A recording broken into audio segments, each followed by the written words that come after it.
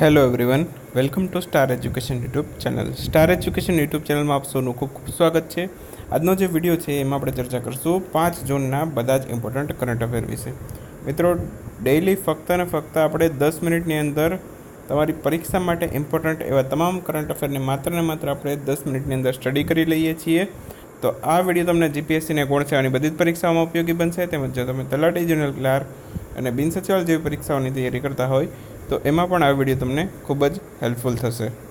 મિત્રો, વિડીયો સારો લાગે તો પ્લીઝ એક નાનકડી લાઇક કરી અમને મોટિવેટ જરૂર કરતા રહેજો. અને જેટલા પણ પ્રશ્ન કરું છું વિડીયો દરમિયાન, જેટલા લોકો વિડીયો જોવે છે બધા લોકો મને જવાબ આપે એવી એક્સપેક્ટેશન રાખું છું. તો પ્લીઝ ટ્રાય કરજો મેક્સિમમ કે બધા જ પ્રશ્નોના જવાબ તમને જ હેલ્પફુલ થશે.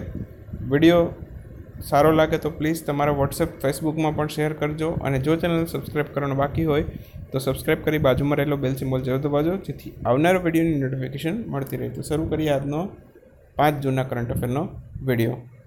મિત્રો, ક્લેટનો એક પેપર હતો, બરાબર. તો એમાંથી મેં તમને અગાઉ 3 જૂનના વિડીયોની અંદર થોડા ઘણા પ્રશ્નો કરાવેલા હતા જે મને બહુ સારા લાગેલા હતા કરંટ અફેરમાં. અને એવું લાગેલું હતું કે આ આપણી ગૌણ સેવામાં અને જીપીએસસીમાં પણ ઉપયોગી થઈ શકે. એટલા માટે મેં આમાં ક્વેશ્ચન લીધા છે કે તમને આઈડિયા આવે કે કેવા કેવા પ્રશ્ન કરંટ અફેરમાંથી નીકળે છે હવે હાલમાં, બરાબર.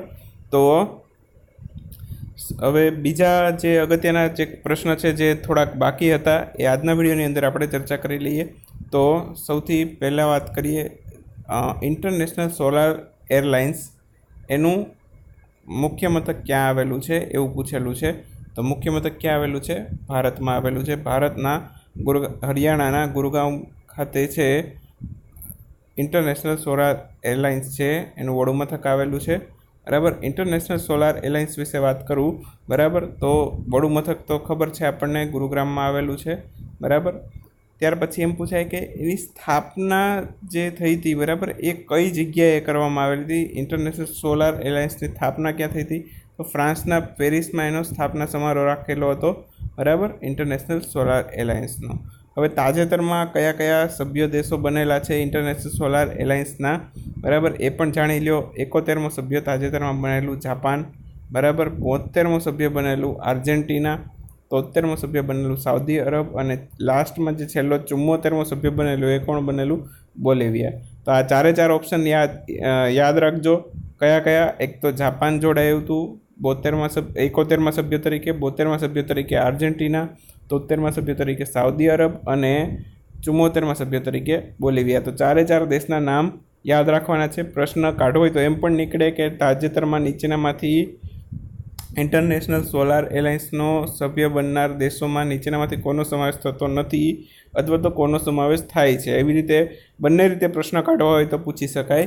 એ રીતે પછી ઓપ્શન સેટ કરતા હોય, બરાબર. એના પછી બીજો પ્રશ્ન જોઈએ તો સિયોલ પીસ પ્રાઇઝ છે તાજેતરમાં કોને આપવામાં આવેલો? બધાને ખબર જ છે ફ્રેન્ડ્સ, ગઈકાલે જ આપણે ચર્ચા કરેલી હતી. ગઈકાલના વિડીયોની અંદર ભારતના વડાપ્રધાન નરેન્દ્રભાઈ મોદી છે એના વિશે આપણે ખૂબ જ ડિટેલમાં ડિસ્કશન કરેલું હતું, બરાબર.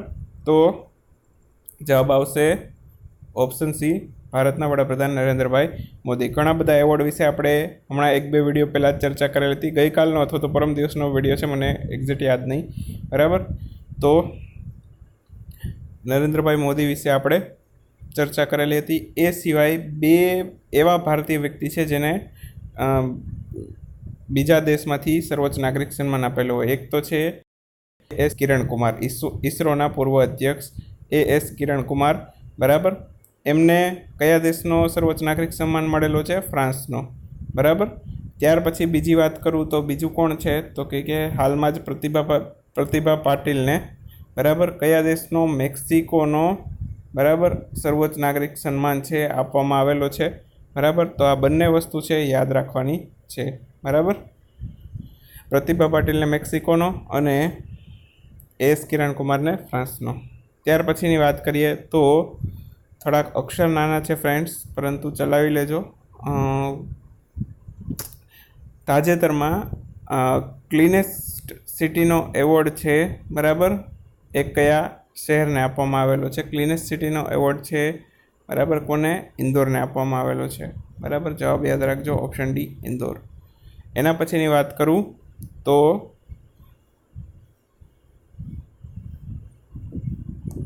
તાજેતરમાં જ છે ભારતે એક એન્ટી સેટેલાઇટ મિસાઇલ છે ટેસ્ટ કરી હતી સક્સેસફુલી, બરાબર. તો આ મિશનને શું નામ આપેલું હતું? એક સેટેલાઇટ છે, બરાબર, એને અંતરિક્ષમાં તોડી પાડેલો હતો અને આ સેટેલાઇટને તોડી પાડવા માટેની જે મિશન આપેલું હતું એ મિશનનું નામ શું હતું? તો એ મિશનનું નામ હતું મિશન શક્તિ.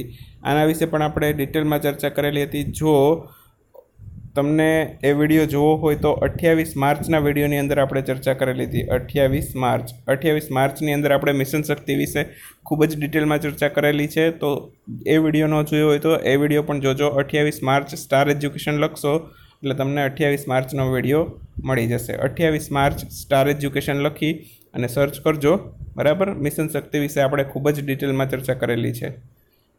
એના પછીની વાત કરીએ તો તાજેતરમાં જ છે ભારતના સૌ પ્રથમ લોકપાલ કોણ બન્યા? મેં ઘણી વખત તમને આ રિપીટ કરાવેલું છે. જો તમે ડેઇલી જોતા હોય તો જ્યારે કંઈક લોકપાલની વાત આવતી હોય, બરાબર, ત્યારે મેં તમને કીધેલું છે, અથવા તો ઓપ્શનમાં ક્યારેક મેં નામ લખેલું હોય તો ત્યારે પણ કહેતો હોઉં છું, જસ્ટિસ પિનાકી ચંદ્ર ઘોષ, PC ઘોષ, બરાબર. ભારતના પ્રથમ લોકપાલ બનેલા છે પિનાકી ચંદ્ર ઘોષ. તો ઓપ્શન C સાચો જવાબ બનશે અહીંયા, પિનાકી ચંદ્ર ઘોષ, બરાબર. નેક્સ્ટ ક્વેશ્ચન જોઈએ તો લોકસભાની જે ચૂંટણી થઈ હતી તાજેતરમાં એ કેટલા ભાગમાં કરવામાં આવેલી હતી એવો પ્રશ્ન પૂછેલો છે. મેં લોકસભાનો એક અલગથી વિડીયો પણ બનાવેલો છે, એમાં પણ આ વસ્તુ કવર કરેલી છે અને અવારનવાર તમને આ તો બહુ રિપીટ કરાવેલું છે મેં. કેટલા ભાગમાં? 7 ભાગમાં. બધાને આવડતું જ હશે. ઓપ્શન B સાચો જવાબ છે. જો લોકસભાનો વિડીયો પણ તમને આવનારી પરીક્ષામાં ખૂબ જ ઉપયોગી બનશે. કંઈક ને કંઈક પ્રશ્ન 100% પૂછાશે, પણ શું પૂછાશે એ ખબર નથી, પણ જેટલું પૂછાશે, બરાબર, એ એટલામાંથી જ પૂછાશે, બરાબર. મેં જેટલો વિડીયો બનાવેલો છે એની બહારનું લગભગ કંઈ નહીં હોઈ શકે, કેમ કે મેં મોટાભાગની વસ્તુ કવર કરી જ લીધેલી છે વિડીયોની અંદર. તો લોકસભા સ્ટાર એજ્યુકેશન લખીને એ વિડીયો જોશો તો એ વિડીયો પણ તમને મળી જશે, બરાબર. એના પછી હવે શરૂ કરીએ આજના કરંટ અફેર. તો તાજેતરમાં તેલંગાણા રાજ્ય છે એના સ્થાપના દિવસની ઉજવણી ક્યારે કરવામાં આવેલી હતી? તો સ્થાપના દિવસ ક્યારે ઉજવેલો હતો? 2 જૂન. 2 જૂન 2014માં તેલંગાણા રાજ્ય છે એની સ્થાપના થઈ હતી. કયા રાજ્યમાંથી તેલંગાણા રાજ્યની સ્થાપના થઈ હતી? તો કે આંધ્રપ્રદેશમાંથી. અને તેલંગાણા ભારતનું કેટલામું રાજ્ય બનેલું એ પણ યાદ રાખજો, 29મું, બરાબર. આંધ્રપ્રદેશમાંથી તેલંગાણાની રચના થઈ. આંધ્રપ્રદેશ વિશે પણ જ્યારે આવે છે, બરાબર, ત્યારે હું તમને વાત કરતો રહું છું કે આંધ્રપ્રદેશ છે ભાષાના આધારે રચના થનાર ભારતનું પ્રથમ રાજ્ય છે. ભાષાના આધારે ભારતની રચના થનાર પ્રથમ રાજ્ય છે. આવો પ્રશ્ન ઘણી વખત પરીક્ષામાં પૂછાયો છે, તો યાદ રાખજો આંધ્રપ્રદેશ. એના પછીની વાત કરું તો તેલંગાણાની રાજધાની છે હૈદરાબાદ, મુખ્યમંત્રી છે કે ચંદ્રશેખર રાવ અને રાજ્યપાલ છે ESL નરસિમ્હા.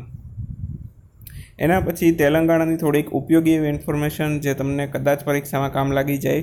તો 2 નવા જિલ્લા છે તેલંગાણાની અંદર નિર્માણ થયું છે તાજેતરમાં જ, બરાબર. અને જિલ્લાની સંખ્યા કુલ થઈ ગઈ 33. આપણા ગુજરાતમાં પણ કેટલી છે કુલ જિલ્લાની સંખ્યા? 33, બરાબર. અને જે નવા 2 જિલ્લા રચાયા એનું નામ છે, એક તો મુલુગુ જિલ્લો છે અને બીજું છે નારાયણપેટ જિલ્લો, બરાબર. ત્યાર પછી તેલંગાણાએ તાજેતરમાં રાજકીય પક્ષી, રાજકીય પ્રાણી અને વૃક્ષ અને ફૂલ પણ જાહેર કરેલા છે, તો એના નામ પણ યાદ રાખજો. રાજકીય પક્ષી છે પાલાપિટ્ટા, રાજકીય પ્રાણી છે ચિનિકા, એક પ્રકારનું હરણ છે, રાજકીય વૃક્ષ છે જામી ચેટ્ટુ અને રાજકીય ફૂલ છે ટંગેડું, બરાબર. તો આ બધું યાદ રાખવાનું છે. અને તમે આના નામ પણ કદાચ પહેલી વાર જ સાંભળતા હશો, કેમ કે એ સાઈડના નામ હોય એટલે આપણને ક્યારેય સાંભળેલા પણ ન હોય, બરાબર. તો ખાલી આપણે યાદ રાખવાના છે. રાજકીય પક્ષી છે પાલાપિટ્ટા, રાજકીય પ્રાણી છે ચિનકા એટલે કે હરણ, રાજકીય વૃક્ષ છે જામી ચેટ્ટુ અને રાજકીય ફૂલ છે ટંગેડું. તો આટલી વસ્તુ યાદ રાખવાની છે. એના પછી વિશ્વ પર્યાવરણ દિવસ છે એની ઉજવણી ક્યારે કરવામાં આવેલી હતી? બધાને ખબર છે 5 જૂન. 5 જૂનના રોજ વિશ્વ પર્યાવરણ દિવસની ઉજવણી થાય છે, પણ એના વિશે કેટલીક એવી ઇન્ફોર્મેશન જે પરીક્ષામાં પૂછાઈ શકે અને તમને ખબર નહીં હોય, તો એ પણ યાદ રાખજો. શરૂઆત ક્યારથી થઈ હતી? સૌથી પહેલો જે વિશ્વ પર્યાવરણ દિવસ છે એ ક્યારે ઉજવાયેલો હતો? 5 જૂન 1974માં, બરાબર. 1974માં સૌથી પહેલો વિશ્વ પર્યાવરણ દિવસ ઉજવાયેલો હતો. અને કોના દ્વારા ઉજવવામાં આવે છે? સંયુક્ત રાષ્ટ્ર દ્વારા. તો ચાલો હવે સંયુક્ત રાષ્ટ્ર વિશે મને કોમેન્ટ કરીને જણાવો ફટાફટ કે સંયુક્ત રાષ્ટ્ર છે એ બરાબર એની સ્થાપના ક્યારે થઈ, એનું વડું મથક ક્યાં આવેલું છે, બરાબર, અને હાલમાં સંયુક્ત રાષ્ટ્રના વડા કોણ છે? તો આટલી બાબતો છે તે તમારે મને નીચે કોમેન્ટમાં લખીને કહેવાની છે. સંયુક્ત રાષ્ટ્ર છે બરાબર એની સ્થાપના ક્યારે થઈ, બરાબર, વડું મથક ક્યાં આવેલું છે, અને હાલમાં સંયુક્ત રાષ્ટ્રના વડા કોણ છે, બરાબર, આટલી વસ્તુ લખવાની છે તમારે. એના પછી વાત કરીએ તો આ વખતનો થીમ શું હતો વિશ્વ પર્યાવરણ દિવસનો? બીટ એર પોલ્યુશન, બરાબર, બીટ એર પોલ્યુશન આ વખતની થીમ હતી. અને આ વખતે જે વિશ્વ પર્યાવરણ દિવસની ઉજવણી છે એના માટે હોસ્ટિંગ કન્ટ્રી તરીકે, હોસ્ટિંગ દેશ તરીકે કોની પસંદગી કરવામાં આવેલી હતી? ચીનની. તો ઉજવણી ક્યાં કરવામાં આવેલી હતી? ચીનમાં. એવો પણ પ્રશ્ન પૂછી શકાય. એના પછીનો નેક્સ્ટ ક્વેશ્ચન જોઈએ તો તાજેતરમાં છે કયા મંત્રાલયે યોગા લોકેટર એપ છે લોન્ચ કરી? ઓપ્શન તમારી સામે છે આરોગ્ય અને પરિવાર કલ્યાણ, મહિલા બાળ વિકાસ મંત્રાલય, માનવ સંસાધન વિકાસ મંત્રાલય કે આયુષ મંત્રાલય. જવાબ આવશે આયુષ મંત્રાલય. ઓપ્શન ડી સાચો જવાબ બનશે. આયુષ મંત્રાલયે તાજેતરમાં યોગા લોકેટર એપ છે એનું લોન્ચિંગ કરેલું છે, બરાબર.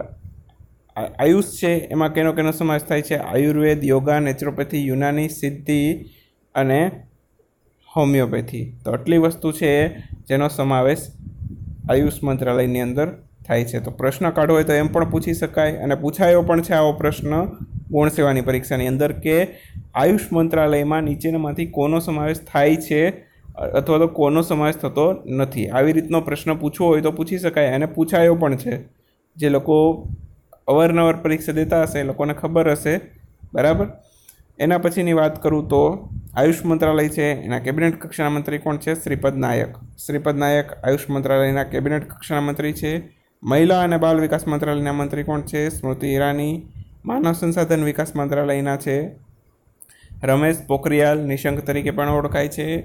આરોગ્ય અને પરિવાર કલ્યાણના કેબિનેટ કક્ષાના મંત્રી છે ડૉક્ટર હર્ષવર્ધન.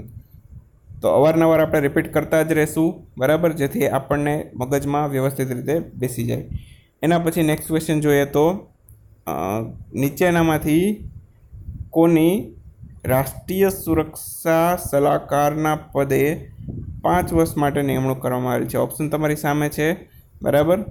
એ જવાબ આવશે અજીત ડોભાલ. ઓપ્શન સી સાચો જવાબ છે. અજીત ડોભાલ છે એની તાજેતરમાં રાષ્ટ્રીય સુરક્ષા સલાહકાર તરીકે 5 વર્ષ માટે નિમણૂક કરવામાં આવેલી છે. અને કેટલામાં નંબરના છે? તો કે 5મા નંબરના, બરાબર.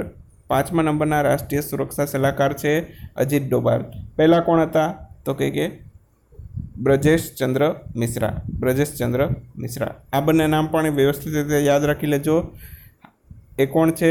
તો કે નાયબ રાષ્ટ્રીય સુરક્ષા સલાહકાર છે રાજેન્દર ખન્ના અને પંકજ સરન. આ બંને નાયબ રાષ્ટ્રીય સુરક્ષા સલાહકાર છે, બરાબર. અજીત ડોભાલ રાષ્ટ્રીય સુરક્ષા સલાહકાર તરીકે 5 વર્ષ માટે એક્સટેન્ડ કરવામાં આવેલા છે. પહેલાં પણ એ જ હતા અને હવે 5 વર્ષ માટે એનો કાર્યકાળ છે લંબાવી દેવામાં આવેલો છે અજીત ડોભાલનો. પહેલાં હતા બ્રજેશચંદ્ર મિશ્રા, બરાબર. હવે થોડીક અગત્યની વાત પણ થોડુંક ડિટેલમાં પણ ચર્ચા કરી લઈએ, બરાબર, જે લોકો જીપીએસસીની તૈયારી કરે છે એના માટે. હવે કીર્તિ ચક્રથી સન્માનિત કરવામાં આવેલા હતા અજીત ડોભાલને કયા વર્ષે? 1988, બરાબર. કીર્તિ ચક્રથી સન્માનિત કરવામાં આવેલા છે, બરાબર. એના પછી કઈ બેચના આઈપીએસ અધિકારી હતા? તો કે કેરળની બેચના આઈપીએસ અધિકારી હતા. અને કયા વર્ષે? તો કે 1968ના. 1968ની બેચના આઈપીએસ અધિકારી હતા ડૉક્ટર અજીત ડોભાલ. એના પછી વાત કરું તો રાષ્ટ્રીય સુરક્ષા સલાહકાર પદ છે એની રચના ક્યારે થઈ હતી? તો કે 1998માં. 19 નવેમ્બર 1998 છે એમાં રાષ્ટ્રીય સુરક્ષા સલાહકાર પદ છે એની રચના કરવામાં આવેલી હતી. અને એ વખતે વડાપ્રધાન કોણ હતા? અટલ બિહારી વાજપેયી, બરાબર. તો એટલી વસ્તુ છે જે તમારે યાદ રાખવાની છે. ઓકે ફ્રેન્ડ્સ, તો આ તો આજનો વિડીયો સારો લાગેલું હોય તો પ્લીઝ લાઇક કરી દેજો અને તમારા મિત્રોની સાથે વોટ્સએપ ફેસબુકમાં શેર પણ કરજો. અને જો સબસ્ક્રાઈબ કરવાનું બાકી હોય, નવા હોય તો સબસ્ક્રાઈબ કરી લો અને બાજુમાં રહેલો બેલ સિમ્બોલ જરૂર દબાવજો જેથી આવનારા વિડીયોની નોટિફિકેશન મળતી રહેશે. તો વિડીયોની પીડીએફ જોઈતી હોય તો એ પણ તમે આ પીડીએફ છે અહીંયા mygeoticareer.com છે એની મુલાકાત લઈ ડાઉનલોડ કરી શકો છો. મળશું ફરી પાછા નેક્સ્ટ વિડીયો લેક્ચરની અંદર નવા કરંટ અફેર સાથે. ત્યાં સુધી આવજો. Bye bye, good night, શુભરાત્રી.